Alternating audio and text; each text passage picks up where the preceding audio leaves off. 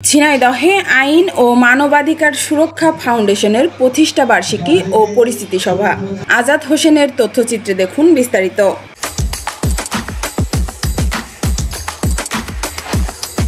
ঝিনাইদহে আইন ও মানবাধিকার সুরক্ষা ফাউন্ডেশন আমাসুফের ৭ম প্রতিষ্ঠা বার্ষিকী ও নবগঠিত কমিটির পরিচিতি সভা অনুষ্ঠিত হয়েছে। শনিবার সকালে এ উপলক্ষে শহরের পার্ক পারাস্ত সংগঠনটির জেলা কার্যালয়ের সামনে থেকে একটি বর্ণাঢ্য র্যালি বের হয়। র্যালিটি শহরের প্রধান সড়ক প্রদক্ষিণ করে পুরাতন ডিসি কোর্ট চত্বরে গিয়ে শেষ হয়। পরে শহরের আহার রেস্টুরেন্টের সম্মেলন কক্ষে পরিচিতি সভার আয়োজন করা হয়।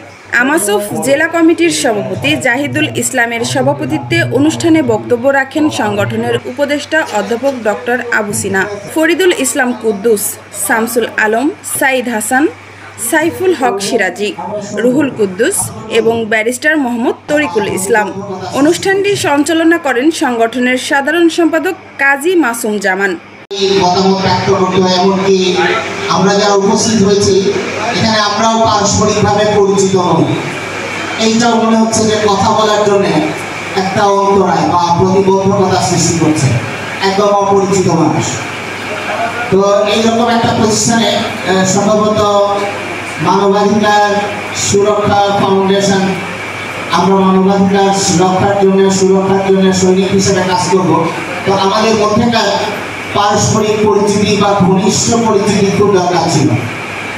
তো এইটা আমরা প্রতিষ্ঠা কমিটি, নির্বাহী কমিটি, সদস্যবৃন্দ সবাই আমরা যে সদস্য হোক আর যে উপদেষ্টা হোক, আমরা সবাই মানবাধিকার করি। এটা হচ্ছে সর্বপ্রথম সঙ্গে মানবাধিকার প্রতিষ্ঠা হয়েছে। এক্ষেত্রে টাকা দেওয়া আমাদের শুধু টাকারও দরকার, কিন্তু ওদের দিকে লক্ষ্য করলে আমাদের চলবে না। সভায় নবগঠিত কমিটির সকল নেতৃবৃন্দকে পরিচয় করিয়ে দেওয়া হয়। এ সময় বক্তারা বলেন, আইন ও মানবাধিকার সুরক্ষা ফাউন্ডেশন শুরু থেকেই সামাজিক ন্যায় বিচার প্রতিষ্ঠা, মানবাধিকার রক্ষা এবং প্রান্তিক মানুষের পাশে দাঁড়ানোর জন্য কাজ করে আসছে। আগামীতেও সংগঠনটি আইনের শাসন ও মানবাধিকারের সুরক্ষায় গুরুত্বপূর্ণ ভূমিকা রাখবে বলে তারা আশা ব্যক্ত করেন। এই একটা পয়েন্ট বলে আমি আমার বক্তব্য শেষ করব। এই মানবাধিকার সংগঠন যদি করতে হয়, যারা করবে তাদের কয়েকটা গুণাবলী আছে। তার মধ্যে প্রথম গুণাবলী হচ্ছে একজন সত্যিকারের মানুষ হতে হবে, সহনশীল মানুষ হতে হবে, সততা এবং নৈতিক মানুষ হতে হবে, সত্যবাদী মানুষ হতে হবে এবং নৈতিক মানুষ হতে হবে।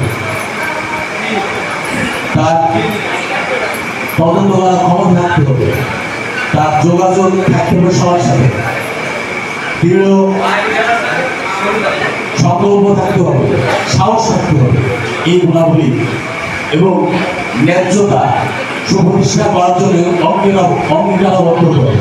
এই গুণাবলী যদি মানুষের ভিতরে না থাকে, নিঃসন্দেহে মানুষের মধ্যে মানুষের ভালোবাসা না থাকে, এই সংগঠন যারা আছেন, তারা মানবাধিকার সংগঠনের যারা আছেন, তারা যদি মানুষের প্রতি সহনশীল না হতে পারে, সহনশীলতা যদি আমাদের ভিতরে না থাকে, তাহলে আপনার সত্যিকার মানবাধিকার মানুষ হতে পারে। তাহলে আমাদের এই গুণাবলীগুলো অবশ্যই মেনে চলতে হবে।